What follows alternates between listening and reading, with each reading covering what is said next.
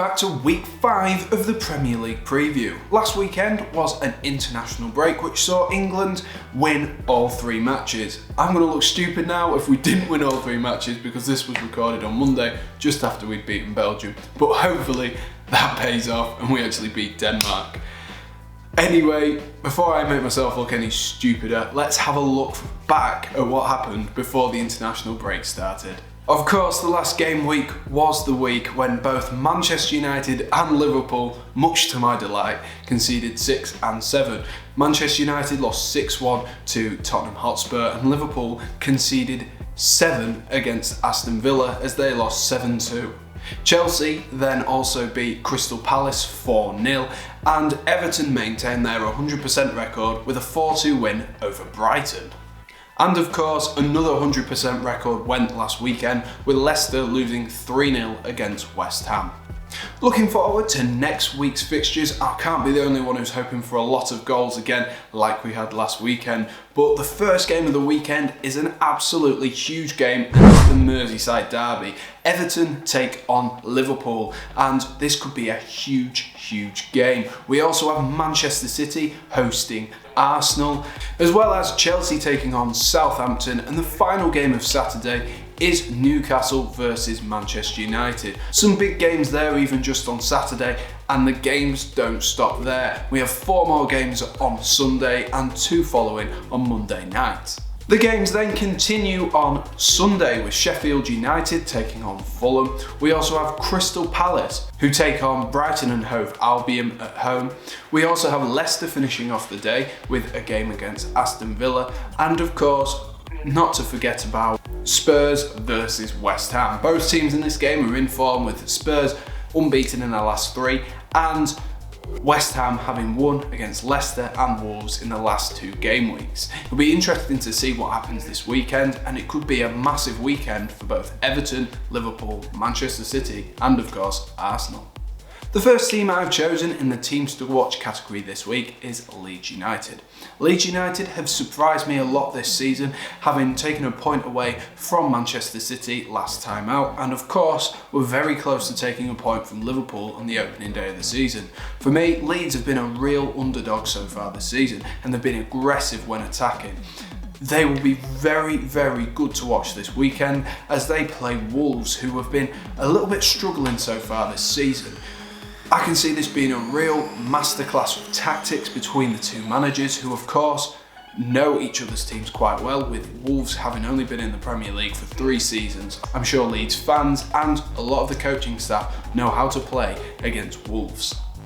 Both teams are fantastic in the final third and are able to create chances from anywhere. It'll be really interesting to see if Wolves can kickstart their season and properly get themselves going and push for their Europa League spots against Leeds this weekend, who of course are now known for taking points off the big boys. The second team I've chosen is of course Aston Villa, and I don't think I could not choose them. They're going to be in everyone's limelight this weekend. They had a fantastic result against Liverpool, beating them 7-2 with Jack Grealish being the absolute star of the show. Even new signing Ross Barkley looked fantastic, which surprises me considering how bad he was at times for Chelsea. But there we go.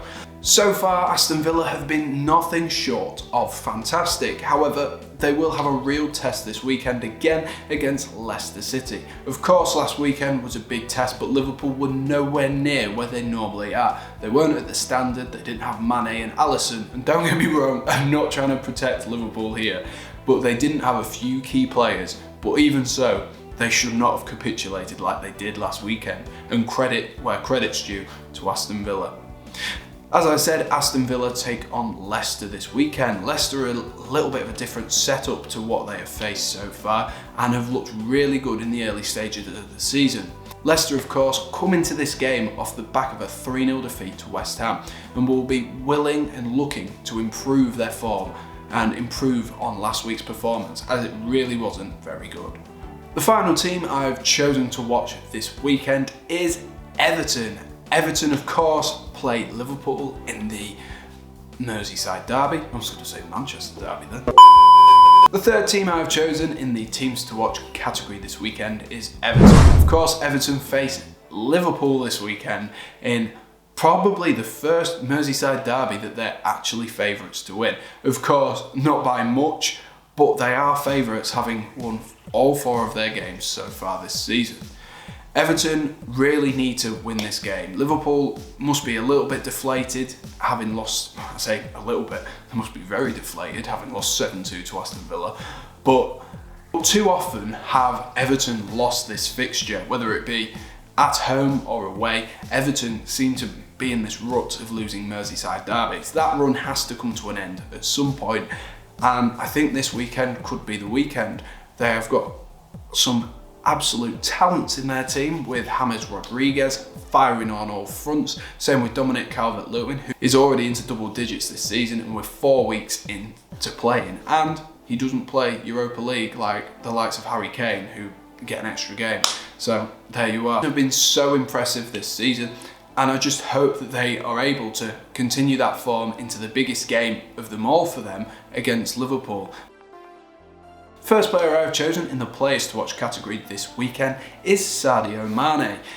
I've chosen him because he was excluded from the Liverpool squad due to having to self-isolate thanks to a positive coronavirus test.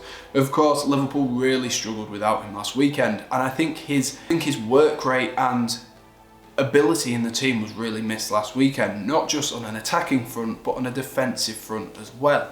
Sadio Mane is often given a lot of credit for his goal scoring ability, but I think what Liverpool missed last weekend was his ability to close down from the front. We saw against Chelsea, he was that frustrated that he ran after the ball, closed Kepa down, and of course Kepa was going to make the mistake and Sadio Mane put it in. That is something that Liverpool really missed last weekend, the defending from the front, the pressure on the defenders, and that is what Aston Villa exploited. The second player I've chosen is Harry Kane. Harry Kane will be coming into this pretty much fresh off the international break, having not started against Belgium, and as I said earlier, I'm recording this on Monday, so I don't know if he played against Denmark. I'm going to go ahead and say that he did play against Denmark, but either way he will be feeling refreshed after having nearly a full week off after a busy schedule with Tottenham. That being said, Harry Kane hasn't let the amount of games ruin his form. He has been fantastic so far this season. He scored a hat-trick in the Europa League and has had 6 assists and 3 goals in the Premier League, which isn't bad going. I think Harry Kane's creativity and his eye for goal will be what really determines the outcome of this game. Of course, Heung-min Son is a fantastic player, and on the opposite team you have Michail Antonio, Jared Bowen, and even Pablo Fornells, who showed he had some class last weekend.